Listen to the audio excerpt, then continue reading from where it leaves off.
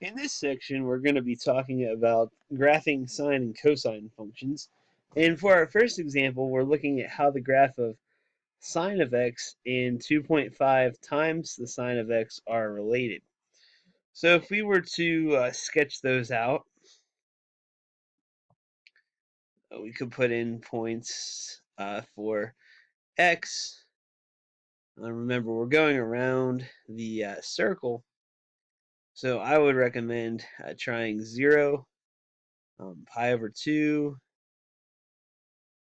pi, 3 pi over 2, 2 pi. Those are pretty common angles.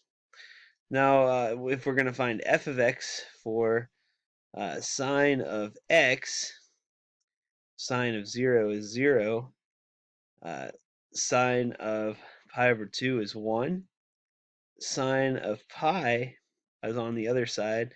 It has a y value of 0. 3 pi over 2 is negative 1, and 2 pi is 0. So you notice kind of a cyclical pattern. If we were to graph this, it would look something like this. We have a point at 0, 0. We can call each hash mark a pi over 2, so we'd have 4 of them. So we have a maximum at pi over 2. We come back down to 0 for pi.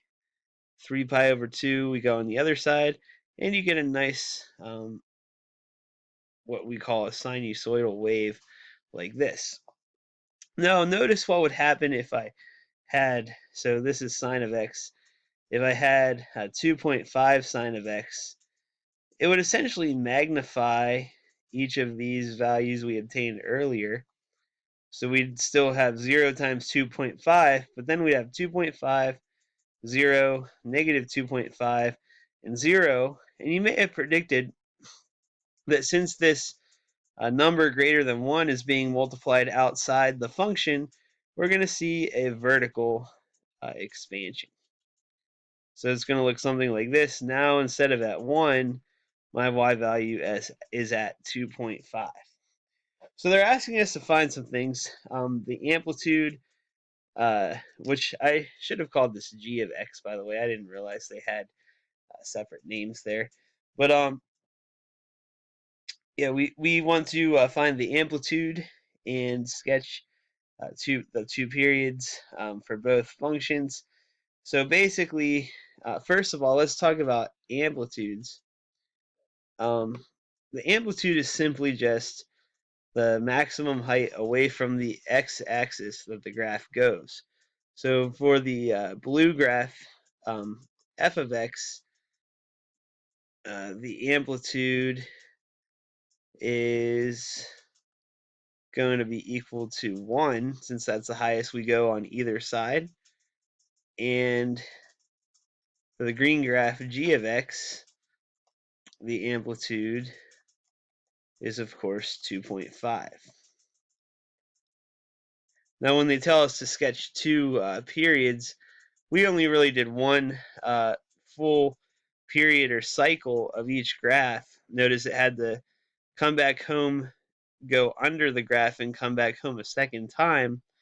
That would be a full period. So going backwards, we would have to sketch one more period that way. It doesn't have to be backwards, but that's just the way it will fit on my screen.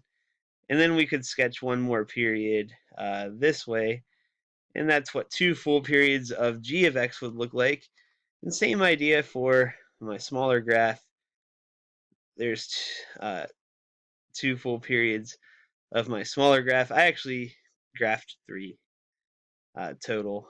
I graphed 2 extra periods for 3 total, but as you can see, each graph now has at least 2 periods, and we've identified the amplitude of each. But going back to what we stated earlier, see if you can figure out what g of x would do to the graph of cosine of x.